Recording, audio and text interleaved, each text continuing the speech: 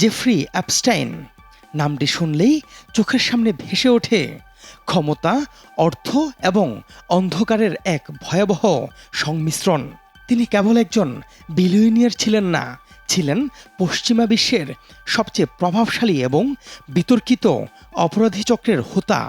তিনি ছিলেন ওয়াল স্ট্রিটের এক রহস্যময় জাদুকর, যার প্রাইভেট জেটে চড়তেন মার্কিন প্রেসিডেন্ট থেকে শুরু করে ব্রিটিশ রাজপরিবারের সদস্যরা, যার ডিনারে উপস্থিত থাকতেন বিশ্বের শীর্ষ বিজ্ঞানী এবং হলিউড তারকারা।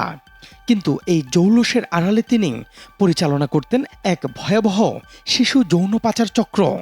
তিনি জেফ্রি অ্যাপস্টাইন, যিনি মারা গেছেন, কিন্তু তার রেখে যাওয়া কেলেঙ্কারির ঢেউ আজও আছড়ে পড়ছে বিশ্বের ক্ষমতাধরদের দরজায়। চ্যাপ্টার 1। জেফ্রি অ্যাপস্টাইনের জীবন শুরু হয়েছিল খুবই সাধারণভাবে। নিউ ইয়র্কের একটি স্কুলে তিনি গণিত ও পদার্থবিজ্ঞানের শিক্ষক ছিলেন, কিন্তু সেখান থেকে ওয়াল স্ট্রিটে প্রবেশ এবং পরবর্তীতে কোটিপতি হয়ে ওঠার গল্পটি অস্পষ্ট। তিনি আসলে কি ব্যবসা করতেন, তার অর্থের উৎস কি, তা আজও এক ধোঁয়াশা। লেস ভ্যাক্সনারের মতে ধনকুবরদের সাথে সখ্যতা তাকে পৌঁছে দেয় ক্ষমতার শীর্ষে। চ্যাপ্টার 2। ভার্জিন আইল্যান্ডসে অ্যাপস্টাইনের ব্যক্তিগত দ্বীপ লিটল সেন্ট জেমস ছিল তার অপরাধ সাম্রাজ্যের কেন্দ্রবিন্দু। স্থানীয়রা ভয়ে একে ডাকত শিশুকামিতের দ্বীপ নামে। দ্বীপের পাহাড়ের উপর একটি অদ্ভুত নীল সাদা ডোম বা গম্বুজাকৃতির স্থাপনা ছিল, যার নিচে সুড়ঙ্গ থাকার কথা শোনা যায়। অভিযোগ আছে এখানেই নাবালিকা মেয়েদের উপর চালানো হতো পৈশাচিক নির্যাতন। অ্যাপস্টাইনের ব্যক্তিগত বোয়িং 727 বিমানটির কুখ্যাত নাম ছিল ললিটা এক্সপ্রেস। এই বিমানে করেই বিশ্বের প্রভাবশালী ব্যক্তিদের নিয়ে যাওয়া হতো সেই দ্বীপে। চ্যাপ্টার 3। অ্যাপস্টাইনের সবচেয়ে বড় অস্ত্র ছিল তার নেটওয়ার্ক। তার তথাকথিত লিটল ব্ল্যাক বুকে পাওয়া গেছে বিশ্বের বাঘা বাঘা সব নাম। ডোনাল্ড ট্রাম্প ও বিল ক্লিন্টন, দুই মার্কিন প্রেসিডেন্টের সাথেই ছিল তার ঘনিষ্ঠতা।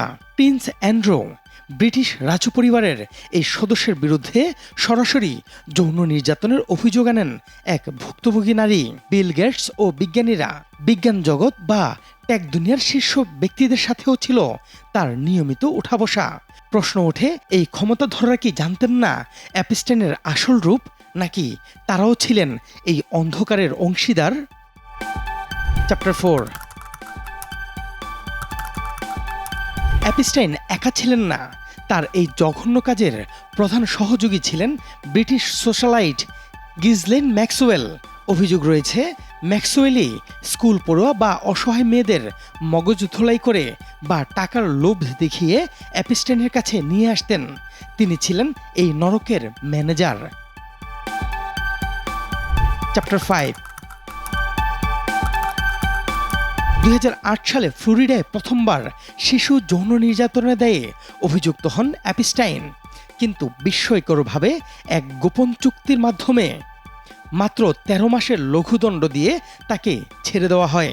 তিনি দিনে জেলের বাইরে কাজ করার সুযোগ পেতেন, কিন্তু 2019 সালে মিটু আন্দোলনের জেরে ফেডারেল এজেন্টরা তাকে গ্রেফতার করেন। এবার তার ম্যানহাটন ম্যানশন থেকে উদ্ধার করা হয় হাজার হাজার আপত্তিকর ছবি ও সিডি। চ্যাপ্টার 6।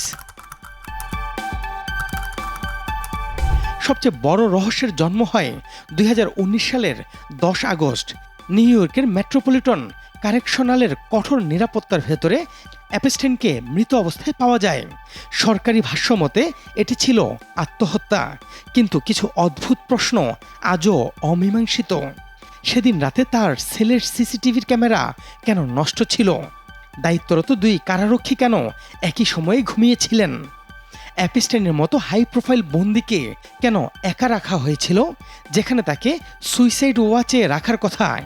জনমনে বদ্ধমূল ধারণা অ্যাপস্টাইন আত্মহত্যা করেনি, বরং অনেক বড় বড় রাঘববোয়ালদের নাম যাতে ফাঁস না হয় সেজন্য তাকে সরিয়ে দেওয়া হয়েছে। স্লোগান ওঠে, Epstein did not killed himself. Chapter 8। Jeffrey Epstein মারা গেছেন, তার সহযোগী ম্যাক্সওয়েলের জেল হয়েছে, কিন্তু যারা বছরের পর বছর তার আতিথেয়তা গ্রহণ করেছেন, যারা সেই দ্বীপে গিয়েছিলেন, তাদের অনেকের মুখ আজও উন্মোচিত হয়নি। অ্যাপস্টাইন কি কেবল একজন ব্যক্তি ছিলেন, নাকি তিনি ছিলেন এমন এক সিস্টেমের ফসল যেখানে টাকা আর ক্ষমতা থাকলে যে কোনো অপরাধ ধামাচাপা দেওয়া সম্ভব? দর্শক, ভিডিওটি ভালো লাগলে লাইক ও শেয়ার করতে পারেন। কোনো মতামত থাকলে কমেন্টসে জানাতে পারেন। আর এ ধরনের ভিডিও পেতে চ্যানেলটি সাবস্ক্রাইব করে সাথেই থাকুন।